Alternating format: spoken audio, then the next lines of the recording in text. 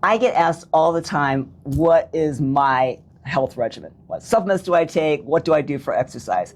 So I want to break it down for you, but I want to preface it with what's right for me may not be right for you.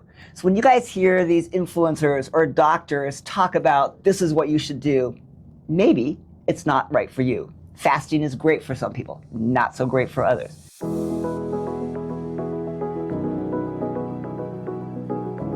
So my regimen.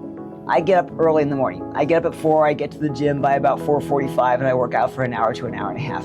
And that's usually resistance training, followed by some HIIT work. At least one day a week, I do long cardio. So I do zone 2 cardio, just an hour and a half of zone 2 cardio. And I do one day a week of yoga flexibility.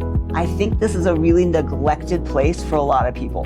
If you aren't stretching, moving, and you're just lifting or doing running, you actually don't get a lot of benefits to collagen health. So you have to be working on flexibility, especially as we age. So make sure you add a day in a week of something that's simply flexibility training. It can be yoga, it can be Tai Chi, but something that's flexibility training. I actually drink a protein shake. I'm real skinny, so I take a protein shake right after my exercise to try and put some protein immediately in. I aim for 120 grams of protein a day. I weigh about 125 pounds. Ideally, tell people it's a gram of protein per pound of body weight. Everybody should be striving for that. It's not easy. So I start early with that. But getting your protein in through the day at any time is probably beneficial. We used to say time it right after exercise, probably not necessary. I take a host of supplements, but if I were to say what supplements do I think everybody needs, it's going to be magnesium, it's going to be B vitamins, it's going to be a D3 with K2, and it's going to be some fish oil. Everybody needs those. Now, I maybe need a little more mitochondrial health. I'm old, so I'm going to be doing things like adding urolithin A and adding coenzyme Q10 in, so I add those to my regime. I cycle through peptides. So basically, I will use BPC for a little while, thyroid peptides for a little while, so I cycle them through to try and replicate keeping my body at levels that was when I was young. And then I'm optimized in hormones. I take estrogen as a transdermal patch, I take an oral progesterone, and I take transdermal testosterone. And I do that every day. And I take thyroid medication to optimize my thyroid.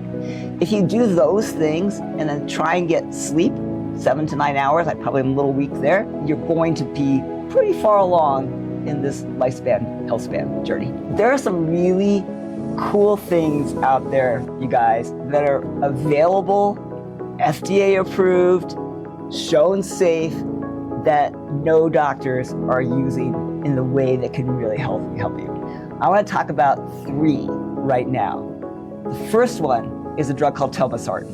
Telmisartan is actually a blood pressure medication, but at a low dose, it's not going to affect your blood pressure. But it's what's called angiotensin receptor blocker. And what those do is they actually can increase your energy, they can increase your performance, they can protect your heart, they can protect your brain. So I can put somebody on a low dose of telmisartan, which is very safe, is not going to have side effects in all likelihood, and it's going to make them be able to exercise harder, have better endurance, and have better health. Number 2, a drug called tadalafil. You guys know this one as Cialis, widely known for helping erection quality. What is it doing? It's increasing blood flow. Where else do you think that's going to be good? How about your brain? How about your kidneys? Those structures rely on really good vascular support. So the same drugs that you think of for erections can be very beneficial for brain health, and very beneficial for kidney health, and very beneficial for heart health. So a low dose of tadalafil is something I use in women and men frequently to optimize health. The third one are drugs that we actually use in the diabetes world. You guys are all familiar with the GLP-1 agonist for that, but how about what we call SGLT inhibitors, or sodium glucose transport inhibitors? What these drugs do is they block glucose from being absorbed, so it spills right through you. Well, why is that beneficial? Because it really keeps my insulin levels super well controlled. And these drugs have now been shown to have really good health span benefits, partly because they're cardioprotective, renal protective, and they really optimize metabolic health. So 3 drugs that are FDA approved, that have been used for a long time, that have already been shown safe, and just repurposed for you guys to live longer and healthier. Pretty cool, huh?